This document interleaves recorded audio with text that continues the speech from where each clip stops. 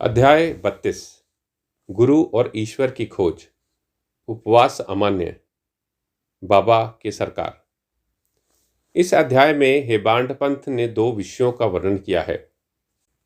किस प्रकार बाबा की अपने गुरु से भेंट हुई और उनके द्वारा ईश्वर दर्शन की प्राप्ति कैसे हुई। दूसरा, श्रीमती गोखले जो 3 दिन के उपवास कर रही थी को पूर्ण पोली का भोजन कैसे कराया गया। प्रस्तावना। श्री हेमाडपंत वट वृक्ष का उदाहरण देकर इस गोचर संसार के स्वरूप का वर्णन करते हैं। गीता के अनुसार वट वृक्ष की जड़ें ऊपर और शाखाएं नीचे की ओर फैली हुई हैं।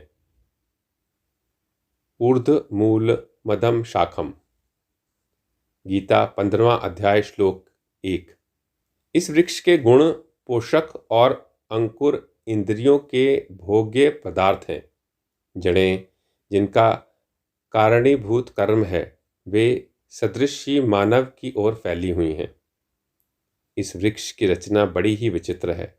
ना तो इसके आकार उद्गम और अंत का ही बान होता है और ना ही इसके आधार का। इस कठोर जड़ वाले संसार रूपी वृक्ष को नष्ट करने के हेतु किसी बाहरी मार्ग का अवलंबन करना अत्यंत आवश्यक है, ताकि इस असर संसार में आवागमन से मुक्ति प्राप्त हो। इस पथ पर अग्रसर होने के लिए किसी योग्य दिग्दर्शक गुरु की नितांत आवश्यकता है।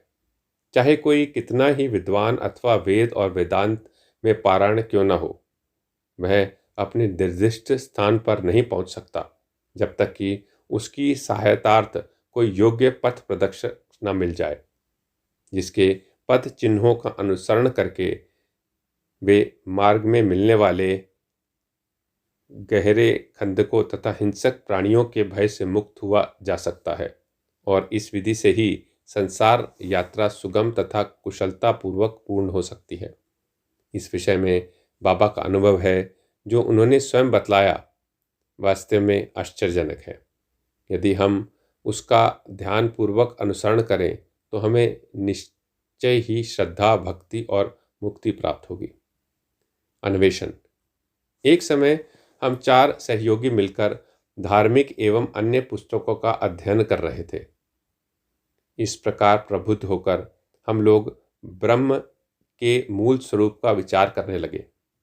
एक ने कहा कि हमें स्वयं ही अपनी जागृति करनी चाहिए, दूसरों पर निर्भर रहना हमें उचित नहीं है।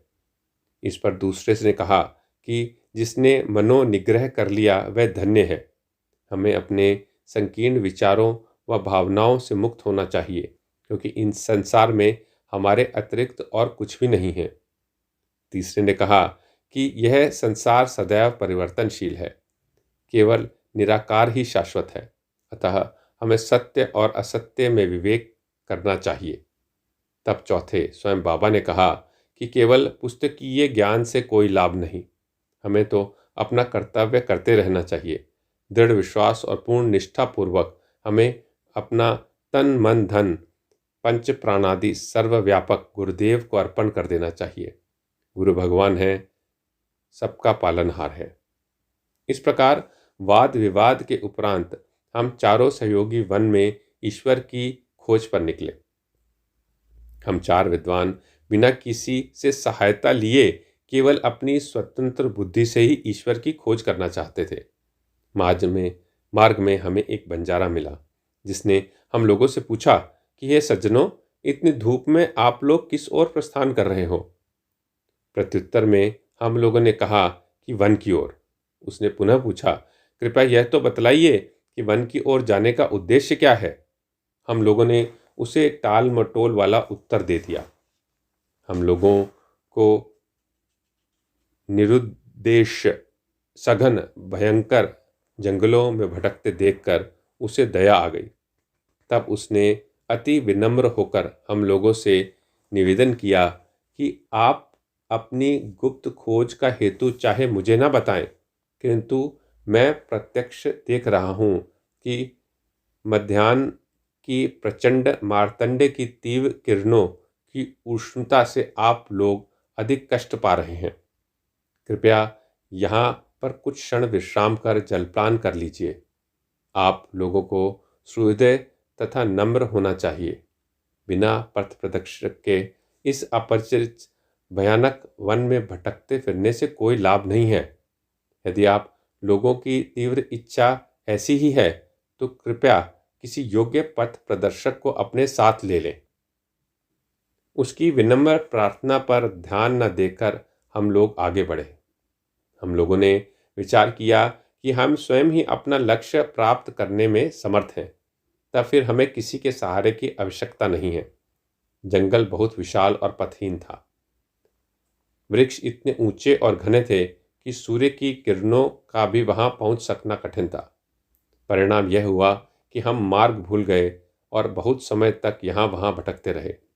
भाग्यवश हम लोग उसी स्थान पर पुनः आ पहुंचे जहां से पहले प्रस्थान किया था। तब वही बंजारा हमें पुनः मिला और कहने लगा कि अपने चातुर्य पर विश्वास कर आप लोगों को पथ की विस्मृति हो गई है। प्रत्येक कार्य में, चाहे वह बड़ा हो या छोटा, मार्गदर्शक आवश्यक है। ईश्वर प्रेरणा के अभाव में सत्पुरुषों से भेंट होना संभव नहीं। भूखे रहकर कोई कार्य नहीं करना चाहिए। इसलिए यदि कोई आग्रह पूर्वक भोजन के लिए आमंत्रित करे तो उसे स्वीकार करना चाहिए। भोजन तो भगवान का प्रसाद है, उसे ठुकराना उचित नहीं। यदि कोई भोजन के लिए आग्रह करे तो उसे अपनी कुशलता का प्रतीक जानो। इतना कहकर उसने भोजन करने का पुनः अनुरोध किया। फिर भी हम लोगों ने उसे उसके अनुरोध की उपेक्षा कर भोजन करना अस्वीकार कर दिया। उसके सरल और गूढ़ उपदेशों की ओर ध्यान दिए बिना ही मेरे तीनों साथियों ने आगे प्रस्थान कर दिया। अब पाठक भी अनुमान करें कि वे लोग कितने अहंकारी थे। मैं सुधा और तृषा से अत्यंत व्याकुल था और बंजारे के अपूर्व प्रेम ने भी मुझे अपनी तरफ आकर्षित कर लिया। यद्यपि हम लोग अपने को अत्यंत विद्वान समझते थे, परंतु दया एवं कृपा किसे कहते हैं, इससे सर्वथा अनभिज्ञ ही थे। बंजारा था तो एक शूद्र, अनपढ़ और गंवार, परंतु उसके हृदय में महान दया थी, जिसने बार बार भोजन के लिए आग्रह किया। जो दूसरों पर निस्वार्थ प्रेम करते हैं, सचमुच में वे ही महान हैं। मैंने सोचा कि इसका आग्रह स्वीकार कर लेना ज्ञान प्राप्ति के हेतु शुभ आवाहन है, और मैंने इसी कारण उसके दिए हुए रूखे सूखे भोजन को आदर व प्रेम पूर्वक स्वीकार कर लिया। क्षुधा निवारण होते ही क्या देखता हूँ कि गुरुदेव तुरंत ही समक्ष प्रकट हो गए और प्रश्न करने लगे कि ये सब क्या हो रहा है। घटित घटना मैंने तुरंत ही उन्हें सुना दी। उन्होंने आश्वासन दिया कि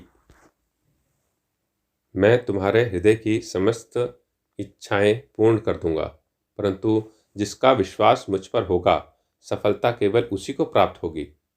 मेरे तीनों सहयोगी तो उनके वचनों पर अविश्वास कर वहां से चले गए। तब मैंने उन्हें आदर सहित प्रणाम किया और उनकी आज्ञा मानना स्वीकार कर लिया।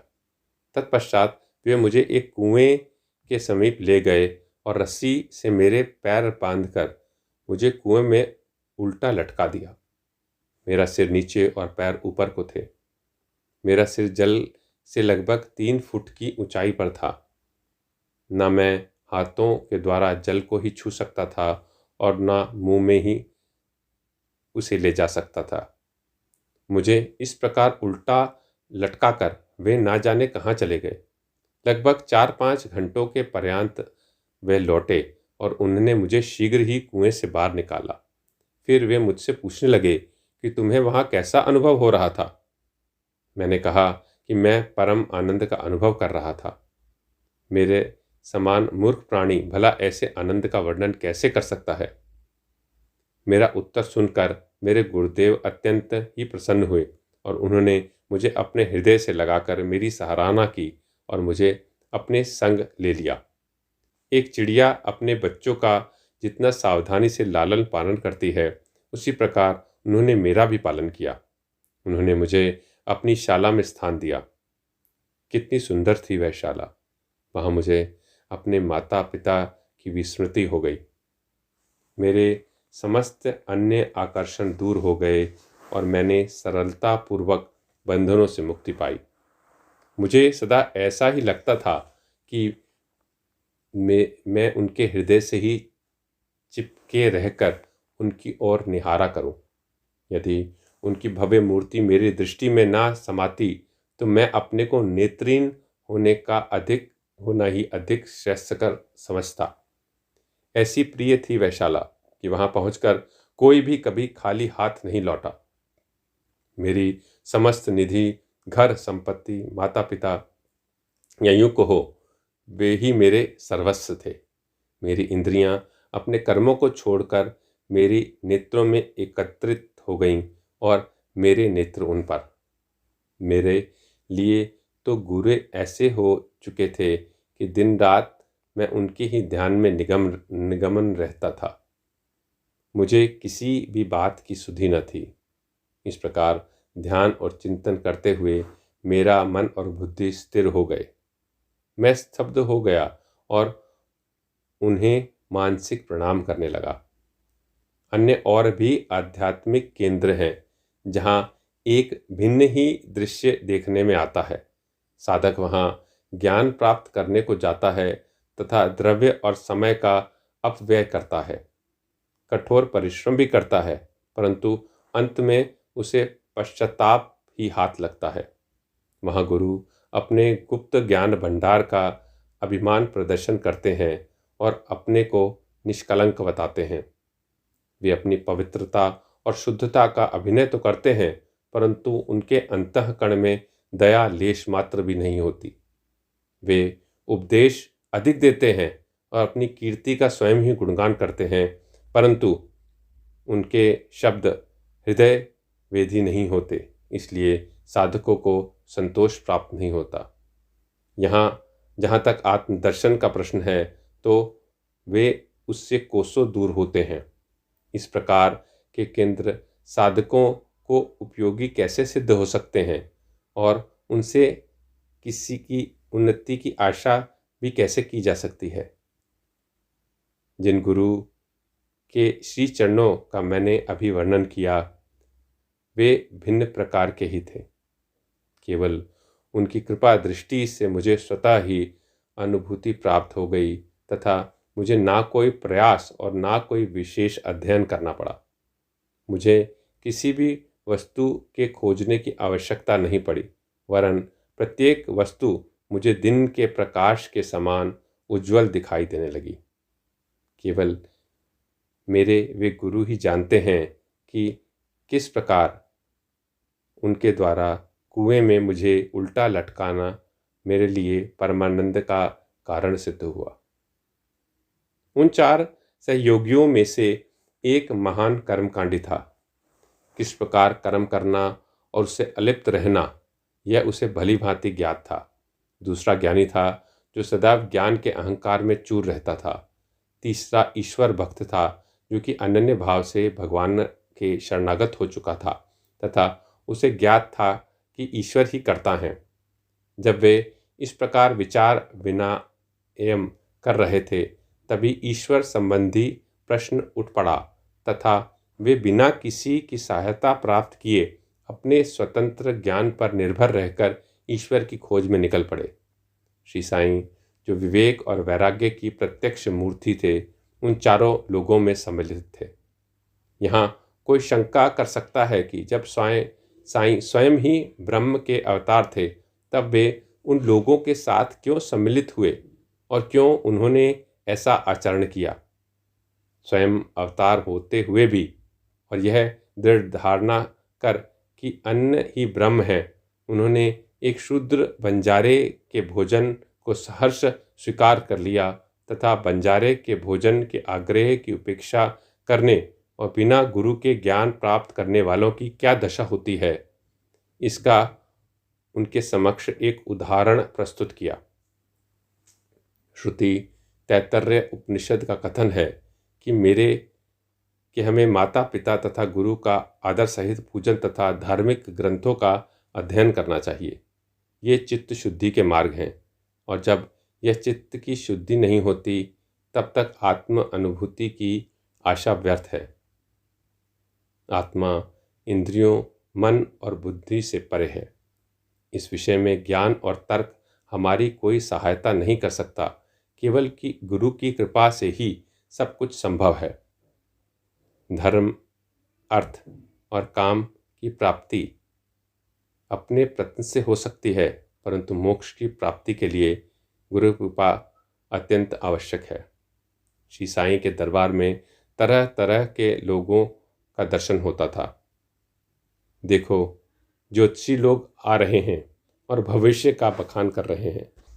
दूसरी ओर राजकुमार, श्रीमान, संपन्न और निर्धन, सन्यासी, योगी और गवैये दर्शनार्थ चले आ रहे हैं। यहाँ तक कि एक अति शूद्र भी दरबार में आता है और प्रणाम करने के पश्चात कहता है कि साईं हैं मेरे माँ या बाप हैं और वे जन्म मृत्यु के चक्र से मेरा छुटकारा करा देंगे। और भी अनेकों तमाशा करने वाले, कीर्तन करने वाले, अंधे, पंगु, नाथपंथी, नर्तक व अन्य मनोरंजन करने वाले दरबार में आते थे, जहाँ उनका उचित मान किया जाता था। और इस प्रकार उपयुक्त समय पर वह बंजारा भी प्रकट हुआ और जो अभिनय उसे सौंपा गया था उसने उसे पूर्ण किया। हमारे विचार में कुएं में 4-5 घंटे उल्टे लटके रहना, इसे सामान्य घटना नहीं समझना चाहिए, क्योंकि ऐसा कोई विरला ही होगा जो इस प्रकार इतने अधिक समय तक रस्सी से लटकाए जाने पर कष्ट का अनुभव ना कर परमानंद का अनुभव करे। इसके विपरीत उसे पीड़ा होने की संभावना अधिक है। ऐसा प्रतीत होता है कि समाधि अवस्था का ही यहाँ चित्रण किया गया है। आनंद 2 प्रकार के होते हैं, प्रथम इंद्रिय और द्वितीय आध्यात्मिक। ईश्वर ने हमारी इंद्रियां व तन मन की प्रवृत्तियों की रचना बाहर मुखी की है, और जब वे इंद्रियां और मन अपने विषय पदार्थों में संलग्न होती हैं तब हमें इंद्रिय चैतन्यता प्राप्त होती है, जिसके फलस्वरूप हमें सुख या दुख का पृथक या दोनों का सम्मिलित अनुभव होता है, ना कि परमानंद का। जब इंद्रियों और मन को उनके विषय पदार्थों से हटाकर अंतर्मुख कर आत्मा पर केंद्रित किया जाता है, तब हमें आध्यात्मिक बोध होता है, और उस समय के आनंद का मुख से वर्णन नहीं किया जा सकता। मैं परमानंद में था तथा उस समय का वर्णन मैं कैसे कर सकता हूँ। इन शब्दों से ध्वनित होता है कि गुरु ने उन्हें समाधि अवस्था में रखकर चंचल इंद्रियों और मन रूपी जल से दूर रखा था। उपवास और श्रीमती गोखले। बाबा ने स्वयं कभी उपवास नहीं किया, ना ही उन्होंने दूसरों को करने दिया। उपवास करने वालों का मन कभी शांत नहीं रहता, तब उन्हें परमार्थ की प्राप्ति कैसे संभव है। प्रथम आत्मा की तृप्ति होना आवश्यक है। भूखे रहकर ईश्वर की प्राप्ति नहीं हो सकती। यदि शरीर में कुछ अन्न की ऊर्जा ना हो तो हम कौन सी आँख से ईश्वर को देखेंगे, किस जिह्वा से उनकी महानता का वर्णन करेंगे और किन कानों से उनका श्रवण करेंगे। सारांश यह है कि जब समस्त इंद्रियों को यथेष्ट खुराक व शांति मिलती है तथा जब वे बलिष्ठ रहती हैं, तब ही हम भक्ति और ईश्वर प्राप्ति की अन्य साधनाएं कर सकते हैं। इसलिए ना तो हमें उपवास करना चाहिए और ना ही अधिक भोजन। भोजन में संयम रखना शरीर और मन दोनों के लिए उत्तम है। श्रीमती काशीबाई कर्निटकर श्री साईं बाबा की एक भक्त से परिचय पत्र लेकर श्रीमती गोखले दादा खेलकर के पास शिरडी आईं। वे यह दृढ़ निश्चय करके आई थीं कि बाबा के श्री चरणों में बैठकर 3 दिन उपवास करूंगी। उनके शिरडी पहुंचने के एक दिन पूर्व ही बाबा ने दादा केलकर से कहा था कि मैं शिमगा होली के दिनों में अपने बच्चों को भूखा नहीं देख सकता। यदि उन्हें भूखा रहना पड़ा तो फिर मेरे यहाँ होने का लाभ ही क्या है। दूसरे दिन जब वह महिला दादा केलकर के साथ मस्जिद में जाकर बाबा के चरण कमलों के समीप बैठी तो तुरंत बाबा ने कहा, उपवास की आवश्यकता ही क्या है। दादा भट्ट के घर जाकर पूरन पोली तैयार करो, अपने बच्चों को खिलाओ और स्वयं खाओ। वे होली के दिन थे और इस समय श्रीमती केलकर मासिक धर्म से थीं। दादा भट्ट के घर में रसोई बनाने के लिए कोई न था और इसलिए बाबा की युक्ति बड़ी सामयिक थी। श्रीमती गोखले ने दादा भट्ट के घर जाकर भोजन तैयार किया और दूसरों को भोजन कराया और स्वयं भी खाया। कितनी सुंदर कथा है ये और कितनी सुंदर इसकी शिक्षा। बाबा के सरकार। बाबा ने अपने बचपन की एक कहानी का इस प्रकार वर्णन किया। जब मैं छोटा था तब जीविका उपार्जनार्थ मैं बीड़गांव आया। वहाँ मुझे जरी का काम मिल गया और मैंने पूर्ण लगन व उम्मीद से अपना काम किया। मेरा काम देखकर सेठ बहुत ही प्रसन्न हुआ। मेरे साथ 3 लड़के और भी काम करते थे। पहले का काम 50 रुपये का, दूसरे का 100 रुपये का और तीसरे का 150 रुपये का हुआ। मेरा काम इन तीनों से दुगना हो गया। मेरी निपुणता देखकर सेठ बहुत ही प्रसन्न हुआ। वह मुझे अधिक चाहता था और मेरी प्रशंसा भी करता था। उसने मुझे एक पूरी पोशाक प्रदान की जिसमें सिर के लिए एक पगड़ी और शरीर के लिए एक शेला भी था। मेरे पास वह पोशाक वैसी ही रखी रही। मैंने सोचा कि जो कुछ मनुष्य निर्मित है वह नाशवान और अपूर्ण है, परंतु जो कुछ मेरी सरकार द्वारा प्राप्त होगा वही अंत तक रहेगा।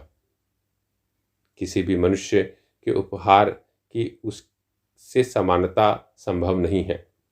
मेरे सरकार कहते हैं कि ले जाओ। लोग मेरे पास आकर कहते हैं कि मुझे दो, परंतु जो कुछ मैं कहता हूँ उसके अर्थ पर कोई ध्यान देने का प्रयत्न नहीं करता। मेरी सरकार का खजाना आध्यात्मिक भंडार भरपूर है और वह बह रहा है। मैं तो कहता हूँ कि खोदकर गाड़ी में भरकर ले जाओ। जो सच्ची माँ का लाल होगा उसे स्वयं ही भरना चाहिए। मेरे फकीर की कला, मेरे भगवान की लीला और मेरे सरकार का बर्ताव सर्वथा अद्वितीय है। मेरा क्या, ये शरीर मिट्टी में मिलकर सारे भूमंडल में व्याप्त हो जाएगा तथा फिर यह अवसर कभी प्राप्त न होगा। मैं चाहे कहीं भी जाता हूँ या कहीं बैठता हूँ, परंतु माया फिर भी मुझे कष्ट पहुँचाती है। इतना होने पर भी मैं अपने भक्तों के कल्याणार्थ सदैव उत्सुक ही रहता हूँ। जो कुछ भी कोई करता है एक दिन उसका फल उसको अवश्य प्राप्त होगा और जो मेरे इन वचनों को याद रखेगा वह मौलिक आनंद की प्राप्ति करेगा। श्री सद्गुरु साईनाथार्पणमस्तु। शुभम भवतु।